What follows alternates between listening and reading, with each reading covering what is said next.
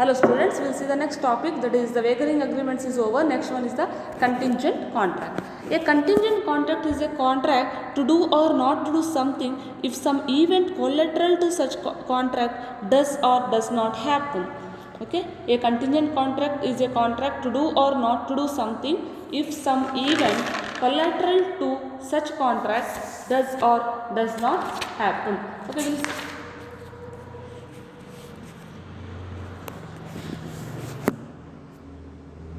for example, say a contract for example, pay a sum of money on the expiry of a fixed time or on the death of a certain person is not a contingent contract because these events are certain nature. But a contract to pay certain sum of money on the destruction of house property by earthquake is a contingent contract because that contingency may or may not happen. Contingent contract also only for the happening or non-happening of a certain event in the future. Okay, see the example, a contract to pay 5,000 to B if B's house burnt by fire. ಒಂದು ವೇಳೆ ಬಿದು ಮನೆಗೆ ಏನಾದರೂ fire insurance, it's like fire insurance, like ಹಣ ಬೆಂಕಿ ಬಿದ್ದರೆ the a contract to pay 5,000. This is an example of contingent contract as its performance depends upon a contingency on the basis of the future contingencies. Okay, see essentials of a contingent contract. The performance of contingent contract depends upon the contingency, that is the happening or not happening of a certain event in future. It's mainly based on the future. Okay, future events. The contingency must be uncertain, it should be uncertain. The future uncertain event must be collateral, that is incidental to the contract. Should be incidental, should be related to the contract.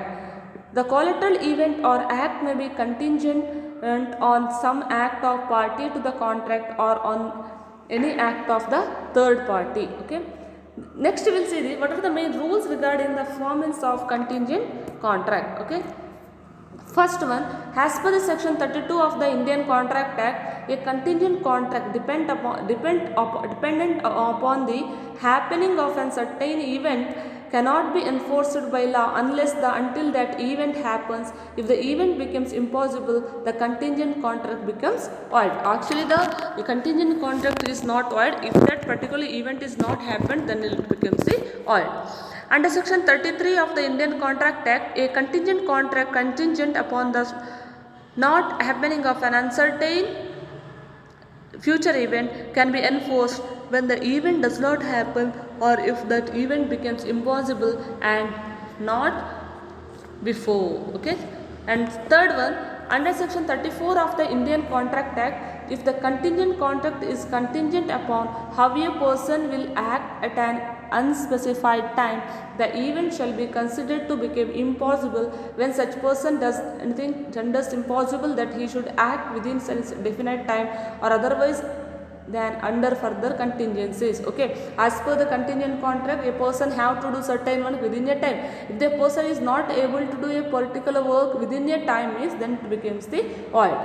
Under section 35 of subsection 1 of the Indian Contract Act, a contingent contract contingent upon the happening of a certain uncertain event within a fixed time becomes void if at the expiration of that time fixed such event has not happened or if before time expires such event becomes impossible and that particular event becomes the impossible. Okay, next one, under section 35 subsection 2 of the Indian Contract Act, a contingent contract to do or not to do anything if a specified uncertain event does not happen within a fixed time may be enforced if the event does not happen or if its happening becomes impossible before the expiry of the fixed time. Okay, next one, as per section 36 of the Indian Contract Act, a contingent agreement to do or not to do anything if an impossible event happens. If the impossible event happens,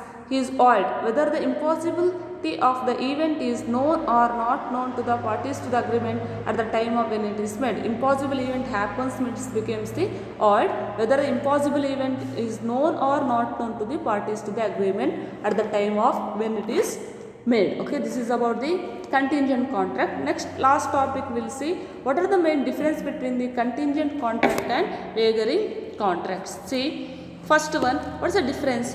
It is a perfectly valid. Contingent contract is always valid and enforceable in the court of law. But wavering agreement is not valid, it is void in the court of law. Next, second one, parties are interested in the happening or non-happening of the event.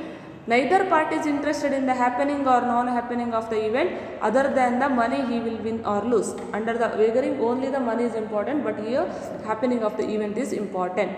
The future event is merely collateral or incidental. The certain event is only the determining factor. It is collateral or incidental to the particular contract. There may not be reciprocal promises. There are reciprocal promises, many promises under the wagering agreements. All the contingent contracts are not of wagering nature because all contingent contracts are not void. All contingent contracts are not of wagering agreements. All contingent contracts are not wagering because all the contingent contracts are not void, but all wagering agreements are also contingent contracts because they are depends upon certain events. They depend upon the uncertain events. This is about the third chapter. We'll see this some other. We'll start the fourth chapter in the next class. Okay, thank you.